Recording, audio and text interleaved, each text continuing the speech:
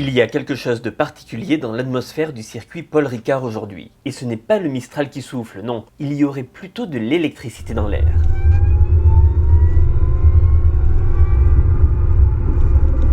Caradisiac vous propose de découvrir aujourd'hui le Nissan Blade Glider, un concept car à mi-chemin entre le véhicule de demain et le prototype sportif. Il vous rappelle peut-être des souvenirs.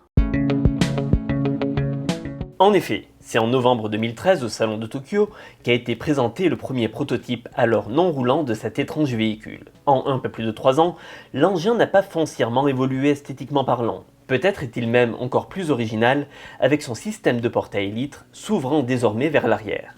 Le Blade Glider garde sa forme rappelant la Delta Wing, ce qui justifie la disposition des sièges, le pilote étant en position centrale avant et ses passagers placés côte à côte légèrement en retrait. Du coup, la largeur est de 1 m à l'avant contre 1,85 m à l'arrière. Pour Nissan, cela assure une meilleure stabilité et un coefficient aérodynamique plus poussé.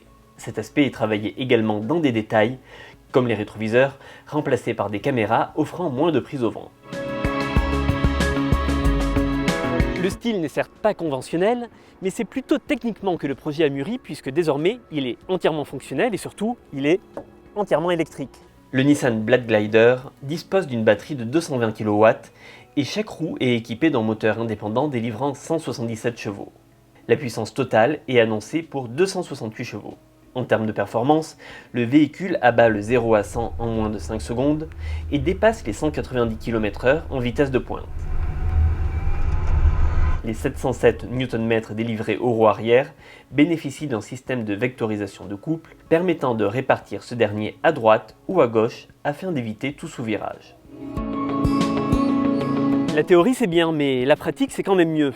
Il est temps de prendre place à bord pour quelques petits tours de piste qui devraient s'annoncer assez intenses.